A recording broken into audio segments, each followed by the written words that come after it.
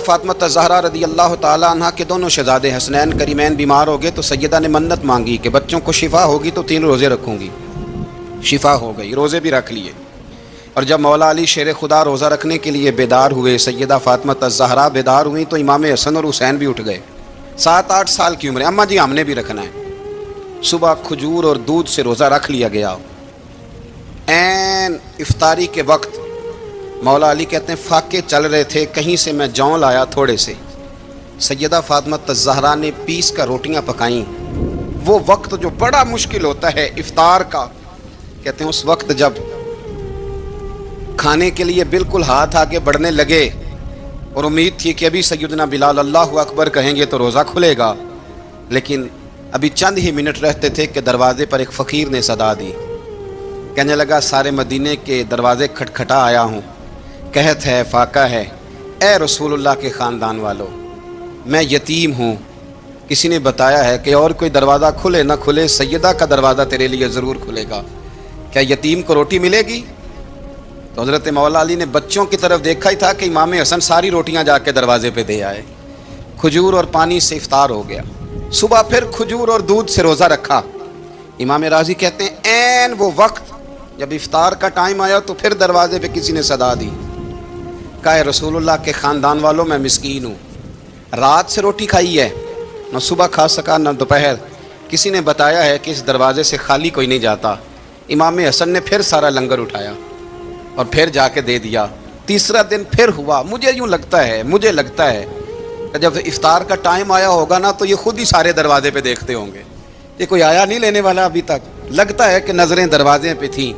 عین افطار کے وقت 3 روٹیاں جب جوں کی پک کے آئی تو ایک بھکاری نے صدا دی، کہنے لگا میں قیدی ہوں، آج ہی قید سے رہائی ملی ہے، پہلے دن کسی کے دروازے پہ صدا دی ہے روٹی ملے گی۔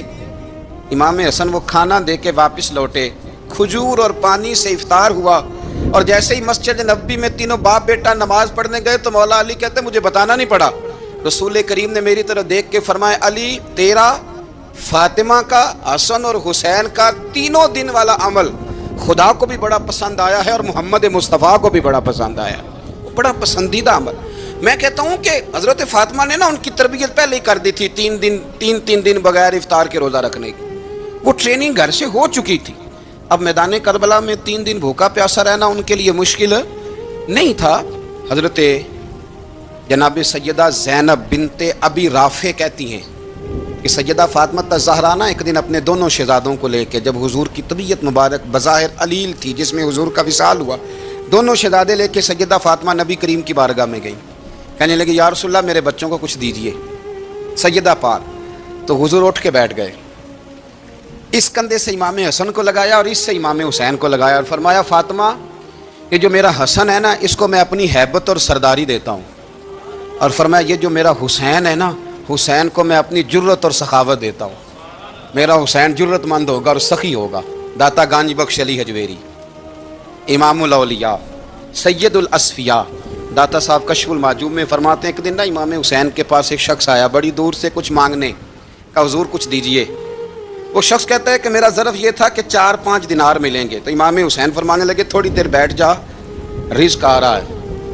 تو امام حسین کو حکومت وقت کی طرف سے نا 5 تھیلیاں ملی، جس میں ایک تھیلی میں 500 اشرفیاں تھیں، 5 تھیلیاں آئیں، لیکن اس کو آنے میں نا ذرا دیر ہو گئی۔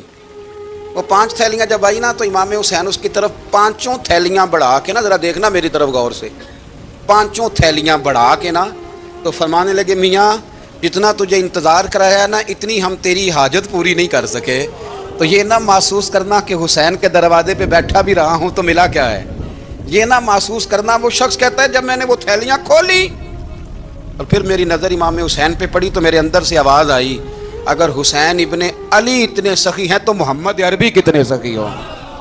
اگر یہ معیار ان کا ہے، ان کا یہ معیار ہے، اور خود بھیک دیں خود ہی کہیں منگتے کا بھلا ہو، خود کہنے لگے جتنا انتظار کرایا ہے اتنی تیری مدد کر سکے، یہ سخاوت کا معیار تھا، یہ طریقہ تھا۔ ایک دفعہ سیدنا امام حسین رضی اللہ تعالیٰ عنہ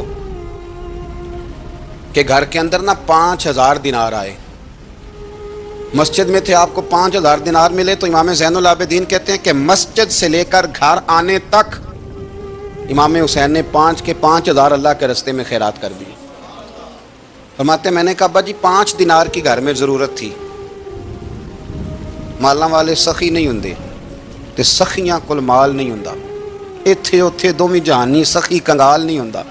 کہا ابا جی 5 دینار کی گھر میں ضرورت تھی، تو کہتے ہیں مجھے فرمانے لگے بیٹا یہ جن کو میں نے دیا ہے نا یہ گھر کے لیے ہی دیا ہے، یہ گھر کے لیے ہی دیا ہے، جن کو دیا ہے تمہارا کیا خیال ہے یہ باہر خرچ ہوا ہے، یہ گھر کے لیے ہی ہے۔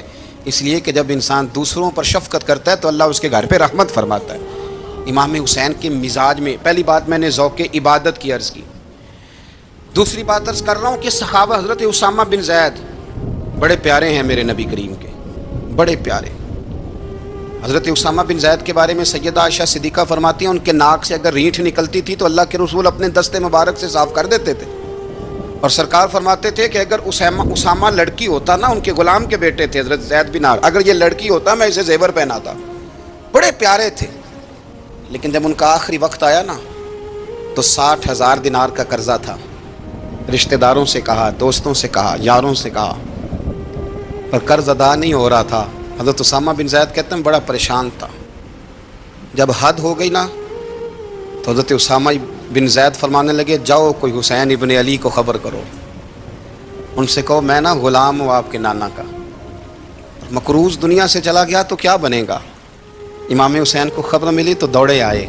لاجپال اس پیر کو نہیں کہتے جو تگڑا نذرانہ لے کے تو ماتھا چوم لے، لاجپال تو اس کو کہتے ہیں کہ جب ضرورت پڑے تو وہ سر پہ موجود ہو۔ حضرت سیدنا امام حسین تشریف لائے تو جناب اسامہ بن زید رو پڑے، کہنے لگے حضور میں نے نا غلامی کی ہے آپ کے نانا کی، اور اس غلامی پہ ناز ہے، اب 60,000 دینار کا قرضہ لے کے دنیا سے جاؤں گا تو میری قبر پہ بوجھ رہے گا۔ امام حسین خادم کو بھی کہہ سکتے تھے جاؤ گھر پیسے پڑے ہیں لے آؤ، امام حسین خود گئے، چادر اوڑھ کے تو اس کی اوٹ میں بکل میں 60,000 دینار چھپا کے لائے، اور جناب اسامہ بن زید کے سامنے رکھ کے کہنے لگے اسامہ یار پیسے رات کو ہی آئے تھے، میں سوچ رہا تھا مجھے تو ضرورت نہیں، اللہ نے کس کا نصیب میرے گھر میں بھیج دیا ہے، مجھے تو حاجت ہی نہیں تھی، اب پتہ چلا پیسے تیرے تھے، اللہ نے حسین کی ڈیوٹی لگائی ہے کہ جا کے دے آ۔ حضرت اسامہ بن زید رو پڑے، فرمانے لگے اللہ آپ کو بہترین صلہ عطا فرمائے۔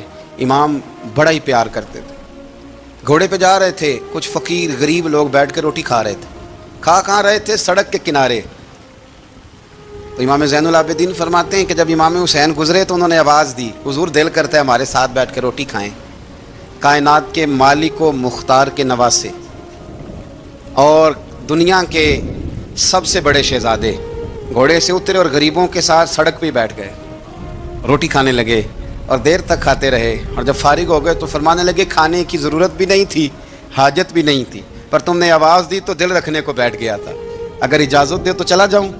یہ مزاج تھا، یہ طبیعت تھی۔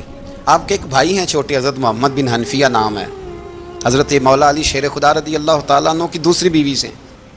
ایک دن حضرت امام حسین ان کے گھر میں بیٹھے تھے تو کسی بات میں نا اختلاف رائے ہو گیا، تو امام علی مقام ناراض ہو گئے، فرمایا آج کے بعد تیرے گھر نہیں آؤں گا، رومال اٹھایا چلے گئے۔ لوگوں نے حضرت محمد بن حنفیہ رضی اللہ تعالیٰ عنہ سے کہا حسین تو ناراض ہو گئے کبھی نہیں آئیں گے، آپ فرمانے لگے بھائی تمہارا ہے کہ میرا؟ جی بھائی تو آپ کے ہیں، فرمایا اگر کہو تو چند منٹوں میں حسین واپس آئے؟ جناب ناراضگی ہو گئی ہے، فرمایا ناراضگی ہوئی ہے پر میں اس کے دل کی نرمی کو تو جانتا ہوں نا، اس کے مزاج کے اندر جو محبت ہے اس سے تو ابھی آئے۔ کہ جناب وہ کیسے؟ فرمانے لگے دیکھنا ذرا، تو امام حسین نے خط لکھا، حضرت محمد بن حنفیہ نے رکا لکھا، کہنے لگے حسین میرے باپ کا نام بھی علی ہے اور آپ کے باپ کا نام بھی علی ہے، پر ایک فضیلت ایسی ہے جس میں آپ کا مقابلہ نہیں کر سکتا، وہ یہ ہے کہ آپ سیدہ فاطمہ الزہرا کے لال ہیں، اب محمد مصطفیٰ علیہ السلام کے نواسے ہیں۔ کہنے لگے بھائی جان آپ نے نانا جان کی وہ حدیث تو سنی ہوگی کہ دو لوگ ناراض ہو جائیں تو جو صلح پہلے کرے جنت میں پہلے جائے گا۔ فرمانے لگے دل میرا کر رہا تھا کہ پہلے صلح کر لوں، لیکن پھر بڑے بھائی کو پشت کروں گا جنت میں جاتے ہوئے، یہ بھی تو بے ادبی ہے نا۔ اب خط میں نے لکھ دیا ہے، آپ کا جو ارادہ ہو۔ امام حسین نے خط پڑھا تو آنکھوں میں آنسو آ گئے، پھر سے رومال اٹھایا، بچے پوچھنے لگے کہاں جا رہے ہیں؟ کہا بھائی کے گھر جا رہا ہوں۔ کہا آپ تو ناراض تھے؟ فرمایا تھا ناراض پر ہے تو میرا بھائی نا، ہو گئی بات ختم۔ بڑی دل میں نرمی، طبیعت میں سوز، لہجے میں گداز۔ حضرت امیر معاویہ رضی اللہ تعالیٰ عنہ نے ایک شخص کو بھیجا مدینہ منورہ شام سے، تو اس نے کہا میں نے امام حسین سے ملنا ہے، تعارف کیا ہے؟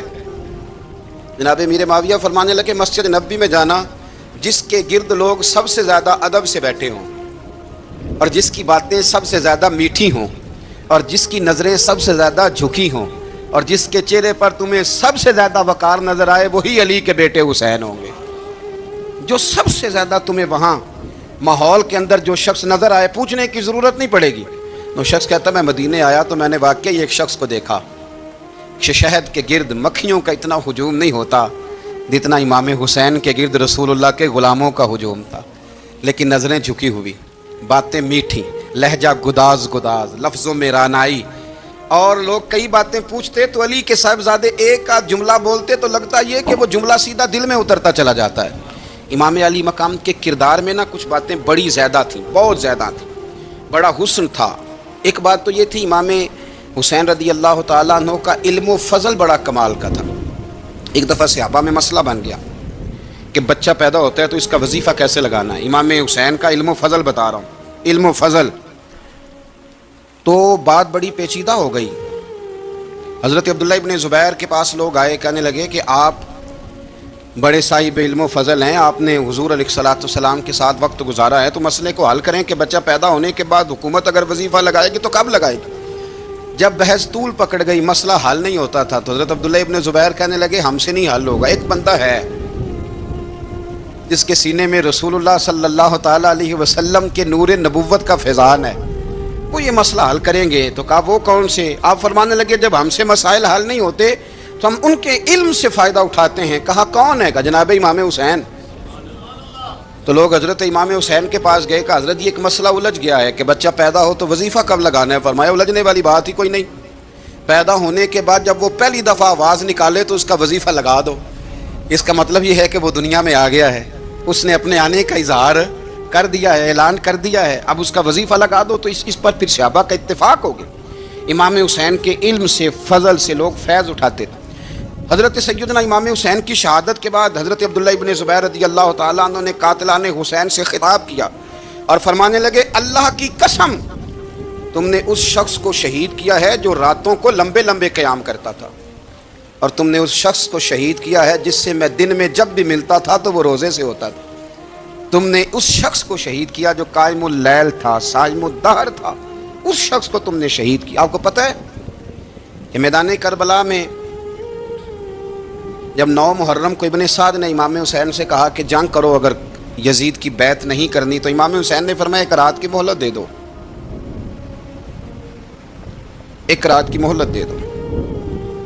حضرت امام زین العابدین کہتے ہیں میں نے اپنے والد گرامی سے عرض کی کہ ابا جی آپ جہاد سے دور جانے والے تو ہیں نہیں، آپ تو جہاد سے پیار کرنے والے، اور یہ بھی پتہ ہے مجھے کہ یہ جنگ اب ہو کے رہے گی، تو ایک رات کی مہلت لینے کا معنی کیا ہے؟ بھئی کل بھی لڑنا ہے اور رات بھی لڑنا ہے، تو ابا جی ایک رات کی مہلت۔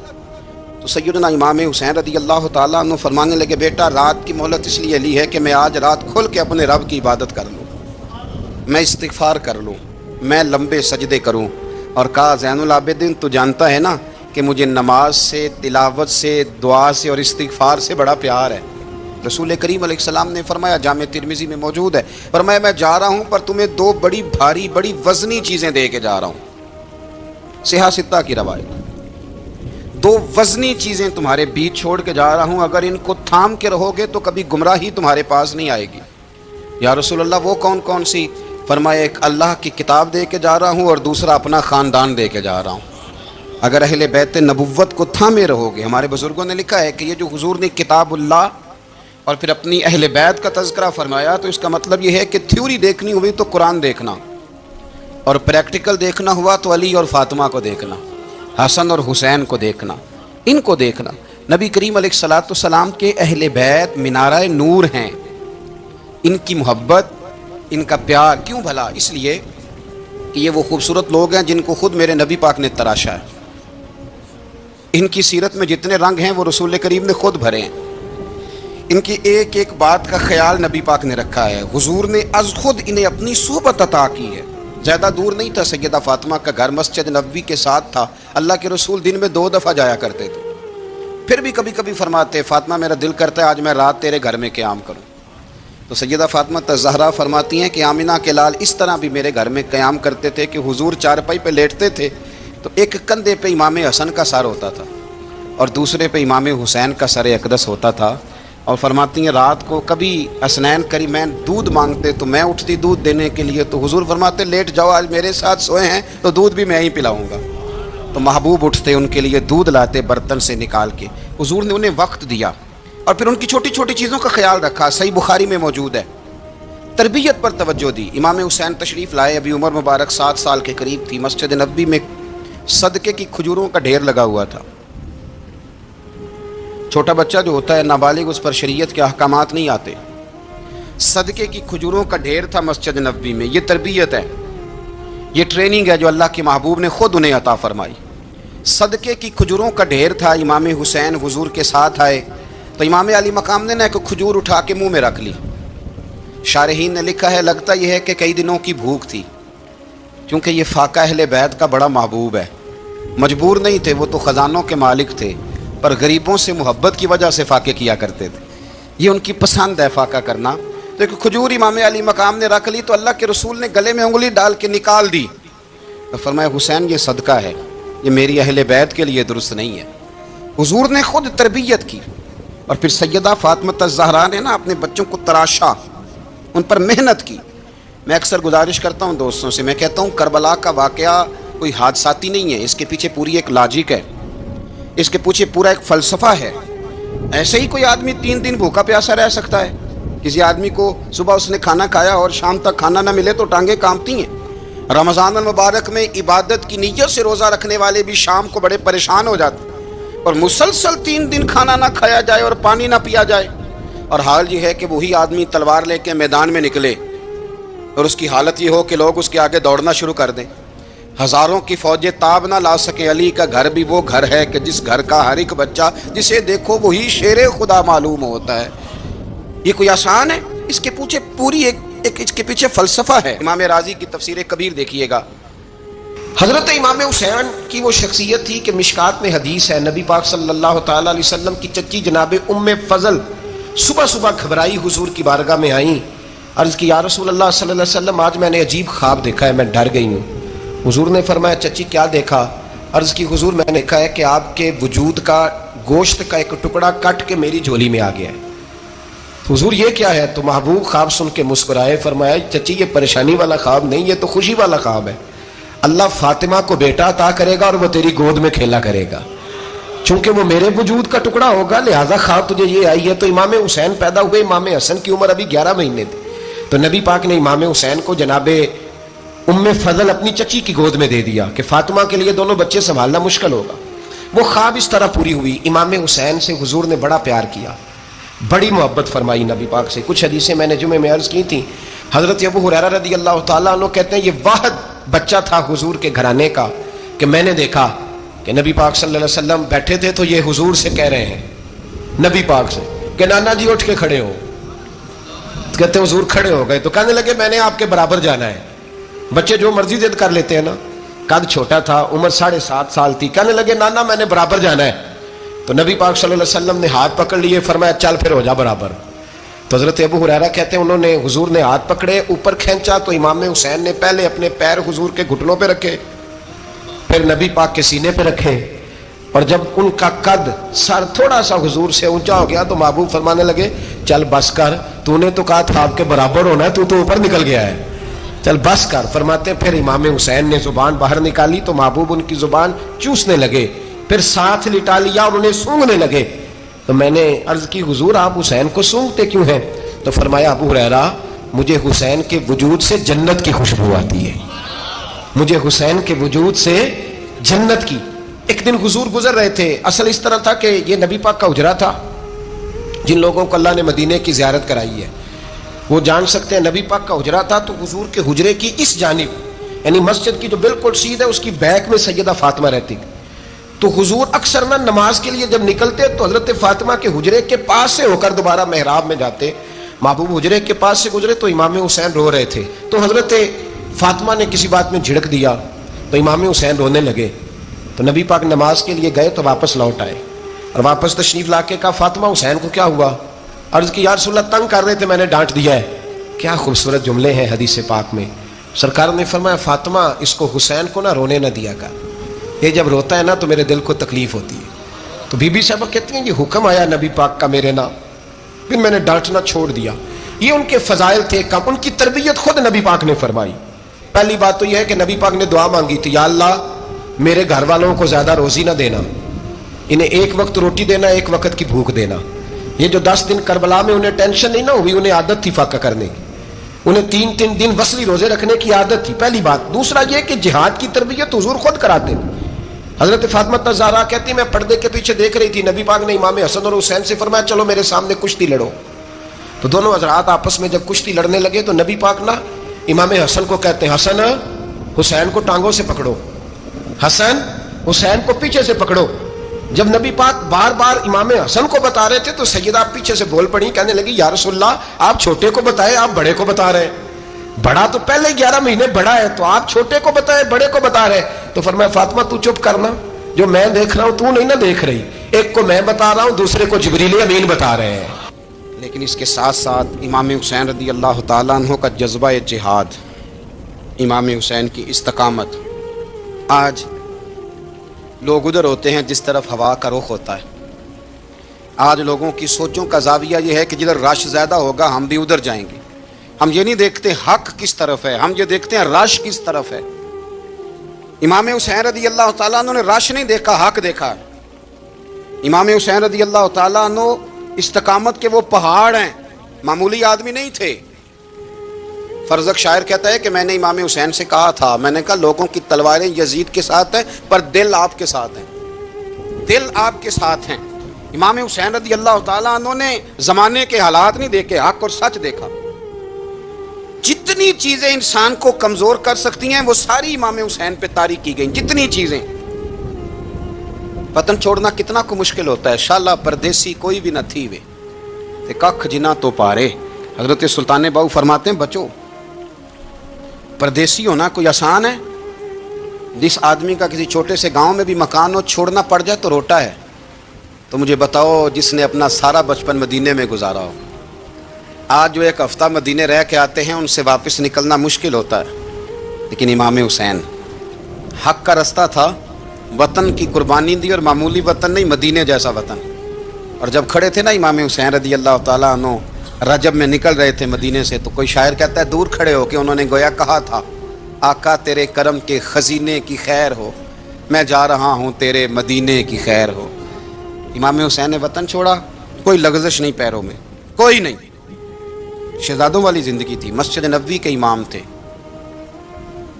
نبی کریم علیہ السلام کے روضہ اطہر پر تشریف رکھتے تھے، زمانہ حیا کرتا تھا، شان و شوکت تھی، پر حق کے لیے چھوڑا، نکل کر خانقاہوں سے ادا کر رسم شبیری۔ اور پھر بڑا مشکل ہوتا ہے، جس شخص کے ساتھ بچے اور عورتیں ہوں وہ تو یہ کہہ کے لڑائی سے جان چھڑاتا ہے کہ میرے ساتھ فیملی ہے، نہ ہوتی تو تجھے بتاتا۔ پر امام حسین کو اولاد بھی کمزور نہیں کر سکی، عورتوں کا ساتھ ہونا کمزور نہیں کر سکا۔ پھر امام علی مکہ بھوک کتنا مشکل کام ہے۔ آج لوگ کہہ نہیں دیتے کہ میں تو اس لیے گناہ کرتا ہوں کہ رشوت اس لیے لے لیتا ہوں کہ بچے چھوٹے ہیں۔ 10 دنوں کی کم و بیش سفر، 3 دنوں کی بھوک اور پیاس، پر حق کے رستے میں امام حسین کو کوئی چیز کمزور نہیں کر سکی۔ اور پھر وہ جتنی باتیں لوگ کہہ سکتے تھے وہ ساری کہیں گئیں، ساری۔ اور آ کے عرض کرنے لگا حضور یہ کوئی معمولی دشمن نہیں، یہ وہ ظالم ہیں جو لاشوں پہ بھی گھوڑے دوڑا دیتے ہیں۔ تو امام علی مقام فرمانے لگے جو شہادت کا جذبہ لے کے نکلے وہ پھر انجام نہیں دیکھا کرتا، وہ انجام، وہ جتنی چیزیں جو استقامت کے رستے میں آ سکتی ہیں وہ ساری چیزیں رستے میں آئیں، پر امام علی مقام نے کسی چیز کی پرواہ نہیں کی۔ آج کا مسئلہ یہ ہے کہ آج لوگوں میں استقامت نہیں ہے، رات کو کچھ ہوتے ہیں، سویرے کچھ ہوتے ہیں، دوپہر کو کچھ ہوتے ہیں، شام کو کچھ ہوتے ہیں۔ ہمارا کل انداز تکلم کچھ اور ہوتا ہے، صبح کچھ اور ہوتا ہے۔ امام علی مقام میدان میں رہے، ایک میت گھر میں ہو جائے تو کئی دنوں تک آنکھ کھلتی نہیں، ہوش رہتا نہیں۔ سب سے زیادہ مصائب امام حسین نے دیکھے، سب سے زیادہ، اور گھوڑے پر بیٹھنے سے پہلے ساری تکلیفیں آپ دیکھ چکے تھے۔ बाप का जनाजा उठाना आसान होता है, बेटे का जनाजा उठाना बड़ा मुश्किल होता है। पर इमाम हुसैन ने बेटों के जनाजे उठाए। हज़रत अली असगर की लाश को इमाम हुसैन ने अपने दस्ते मुबारक से दफन किया। और जनाब अली अकबर की मैयत को जब आप उठा के ला रहे थे तो सैयदा ज़ैनब फरमाती हैं कि मुझे यूँ कभी लगता था हुसैन का कद बड़ा है और कभी लगता था अली अकबर का कद बड़ा है। और फरमाती हैं कि फिर हज़रत कासिम बिन हसन को भी वो उठा के लाए और जनाब अब्बास के वजूद से अलग होने वाले बाजू उन्होंने ला के हज़रत अब्बास के वजूद के साथ भी रखे। उन्होंने ये सारा मंजर देखा, लेकिन जब हुसैन इब्ने अली अपनी दफ़ा घोड़े पे सवार हुए तो लगता ये था कि इनसे ज़्यादा बहादुर कोई नहीं। एक जुमला भी यजीदी फ़ौज के सामने इमाम हुसैन ने कमज़ोर नहीं कहा, एक जुमला भी, एक फ़िक्रा भी कच्चा नहीं बोला, कहीं भी कोई मिन्नत नहीं की, किसी जगह भी उनके पाए इस्तक़लाल में कोई लग़ज़श नहीं आई। जब लोगों को पता चल जाए कि अब सामने मौत ही मौत है, सिवाय उसके चारा कुछ भी नहीं, तो बहुत सारी रुख्सत और इजाज़त तो दीन भी देता है। पर इमाम हुसैन किसी जगह किसी रुख्सत पर अमल करते नज़र नहीं आते। डट के बात की, डट के।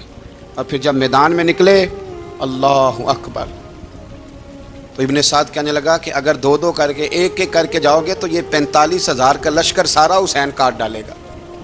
यक बारगी हमला करोगे तो बात, इतनी इस्तकामत, इतना। आज तो लोग डिप्रेशन के मरीज़ हैं, आज तो लोग टेंशन के मरीज़ हैं। हर दूसरी बात में लोग कहते हैं वो बड़ा, पर किस बात से? मतलब क्या आपने ज़िंदगी में सिर्फ जॉब नहीं मिल रही, सिर्फ बीमारी आ गई, सिर्फ खर्चा नहीं घर में, मैं बड़ा, किस बात का डिप्रेशन? इमाम हुसैन की ज़िंदगी बतलाती है कि वो लोग भी कोई दुनिया में कमाल हासिल कर सकते हैं जो छोटी छोटी बात पे रोते हैं। माल भी है, जवानी भी है, घर भी है, मकान भी है, बच्चे भी हैं, इज्जत भी है, सिर्फ पैसे नहीं। और इंसान है कि आंखें नहीं खुल रही, वो समझता मैं किसी काम का ही, फ़कत पैसे नहीं बस। ओ खुदा के बंदो, इमाम अली मकाम ने फरमाया सारा कुछ लुटा के भी जो मैदान में खड़ा रहे उसे हुसैन इब्ने अली कहा जाता है, उसे हुसैन इब्ने अली कहा जाता है। हुसैन इब्ने अली की शान रिफ़त कोई क्या जाने, हसन जाने, अली जाने, नबी जाने, खुदा जाने, कौन जाने इमाम अली मकाम का मेयार। तो इमाम हुसैन रज़ी अल्लाह ताला अन्हु की ज़िंदगी हमें बताती है कि ज़ौक़ वाली इबादत करो। इमाम हुसैन की ज़िंदगी हमें बताती है कि जब तुम सखावत करो तो फिर अपनी हैसियत से बढ़कर करो। और इमाम हुसैन की ज़िंदगी हमें बताती है कि दिल में किसी के लिए कोई बात ना रखो, सुलह करने में पहल करो, मोहब्बतें करने में आगे बढ़ो। और इमाम हुसैन की ज़िंदगी हमें बतलाती है कि जब दुनिया में तुमने कुछ करना है तो फिर डटना भी सीखो, फिर खड़े होना भी सीखो। ये ना देखो कि हालात, इमाम हुसैन ने एक दिन भी हुकूमत नहीं की, यजीद ने 4.5 साल की, लेकिन क़यामत तक दिलों पे हुकूमत इमाम हुसैन की रहेगी, इमाम हुसैन की रहेगी, इसलिए कि उनमें इस्तकामत थी। इमाम हुसैन के साथ उस वक़्त 72 लोग थे, लेकिन आज कायनात का ज़र्रा ज़र्रा इमाम हुसैन के साथ है। इसका मतलब है वक्त लगता है, नज़रिया गालिब आ ही जाया करता है, तो इस्तकामत वाली ज़िंदगी गुजारें। हज़रत उमर जब नारा लगाते ना तो कैसर किस तरह कांपते। सफ़ीर आते रूम के मिलने के लिए तो कहते जाओ उमर नफल पढ़ रहे हैं, टाइम कोई नहीं। एक दिन अंदर मीटिंग हो रही थी, हज़रत उमर मीटिंग में बैठे थे, आपके बेटे मिलने आए अब्दुल्ला इब्ने उमर। अब्बा जी अंदर आ जाओ, फरमाया दरवाजे पे खड़ा हो, मैं ज़रूरी बात कर रहा हूँ, अंदर ना आना। जनाब अब्दुल्ला इब्ने उमर कहते मैं दरवाजे पे खड़ा हो गया। थोड़ी देर गुजरी तो इमाम हुसैन भी आ गए। एक हदीस में, एक रवायत में इमाम हसन का लफ्ज़ भी है। इमाम हुसैन आए, आके अब्दुल्ला इब्ने उमर से कहने लगे उमर फारूक अंदर है? तो कहा वो अंदर तो है। तो कहा आप क्यों दरवाजे पे खड़े हैं? कहने लगे अब्बा जी ने कहा है यहाँ इंतज़ार करो, मैं कोई ज़रूरी बात कर रहा हूँ, लेकिन शहज़ादे मेरे लिए कहा है, मेरे लिए, आप जाना चाहें तो चले जाए। इमाम हुसैन कहने लगे अमीरुल मोमिनीन कोई बात कर रहे होंगे, मैं ज़ोहर के वक़्त मस्जिद में मिल लूँगा, ज़ोहर का टाइम आएगा ना तो मैं मस्जिद में मिल लूँगा। ये कह के चले गए। हज़रत उमर बाहर आए तो हज़रत अब्दुल्ला इब्ने उमर से कहा कि कोई आया तो नहीं? अर्ज़ की हुजूर हुसैन इब्ने अली आए, हुसैन इब्ने अली। तो कहा अंदर क्यों नहीं भेजा? कहा मैंने कहा था बेशक चले जाएं, लेकिन वो कह रहे थे कि मैं ज़ोहर के वक़्त मस्जिद में मिल लूँगा। तो सैयदना उमर फारूक फरमाने लगे अब्दुल्ला तुझे तेरी मार होए, हुसैन को क्यों वापस भेजा? फिर उमर, दुनियादारों के सामने डटना, खड़ा होना उमर पे ख़त्म है, लेकिन जो अंदर की बात है ना, रूह की, जो अकीदत की बात है, जो वफा का रिश्ता है, उसको कौन समझे? ये जो रूह की मजबूरियां हैं, ये जो वफा की मजबूरियां हैं, इसे लोग क्या समझें? इन्हें क्या पता कि मुर्शद के बेटे के पैर चूमने में हुस्न क्या होता है, انہیں کیا پتا کہ جب استاد کا بیٹا گھر میں آتا ہے تو دل کرتا ہے مکان بیچ کے اسے دے دیں، اس کے باپ کی نیکیاں بڑی ہیں۔ جناب عمر فاروق دوڑے گئے، امام حسین کے دروازے پہ دستک دی۔ امام حسین باہر رکھا، شہزادے یار ملنے آئے تھے تو بغیر ملے کیوں آ گئے؟ عرض کی کہ آپ مصروف تھے، آپ کے اپنے بیٹے بھی دروازے پہ کھڑے تھے تو میں واپس آ گیا۔ امام حسین کہتے ہیں عمر جذبات میں آ گئے، سر سے پگڑی گر گئی، کہنے لگے حسین میرے بیٹے کا اور حسین کا کیا مقابلہ؟ کیا اس کی ماں کا نام فاطمہ الزہرا ہے؟ کیا اس کی نامی کا نام خدیجۃ الکبریٰ ہے؟ کیا اس کے نانے کا نام محمد مصطفیٰ ہے؟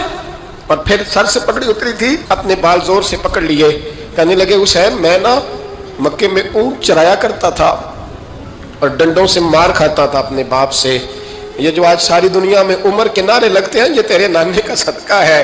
شہزادے میری وفا اور میری وفا میں جب تیرا دل کرے نا دوڑ کے آ جایا کر۔ عمر تو لوگ ایک دن امام حسین نے آگے نا جناب فاروق اعظم سے کہا، خطبہ دے رہے بچوں کی طبیعت شروع میں، پتہ نہیں کیا بات آئی امام حسین کے دل میں، کہنے لگے عمر نیچے اترو، یہ میرے نانا کا ممبر ہے۔ تو حضرت سیدنا عمر سنو، کبھی میرا بھی بچہ آ جائے تو میں کہتا ہوں اس کو پکڑو یار، بچوں کو تو نہیں نا جمعوں میں مطلب ذکر کیا جاتا، اترنا میرے نانے کا ممبر ہے۔ جناب عمر اتر کے نیچے کھڑے ہو گئے تو کہا جا کے اپنے نانے کے ممبر پہ بیٹھ۔ تو حضرت عمر رو پڑے، کہنے لگے شہزادے میرے نانے کا ممبر ہی کوئی نہیں ہے ہی نہیں، یہ ممبر یہ مصلی یہ تیرے نانے کی شان ہے، میرے نانے کا کوئی ممبر نہیں، تیرے ہی نانے کا ممبر ہے۔ تھوڑی دیر کھڑے رہے تو امام حسین کہنے لگے اچھا کوئی نہیں آپ کے نانے کا ممبر کا نہیں، کہا چلو پھر میرے نانے کے ممبر پہ بیٹھ جاؤ چلو خیر ہے، کوئی نہیں آپ کے نانے کا، کہا نہیں، تو کہا کوئی نہیں پھر میرے نانے کے۔ جب حضرت عمر بیٹھے تو بڑا شاندار جملہ کہا، فرمانے لگے میں ممبر پر مرضی سے نہیں بیٹھا تھا، مجھے ابو بکر نے بٹھایا تھا، اور پھر حسین کے کہنے پہ میں اترا ہوں، اب مجھے حسین نے بٹھایا ہے، اب کسی کی جرت ہے تو عمر کو اتار کے دکھائے، اب میں حسین کا تیری نسل پاک میں۔ اللہ تعالی ہمیں ان کے فیوز و برکات عطا فرمائے۔ آخر دعوانا ان الحمدللہ۔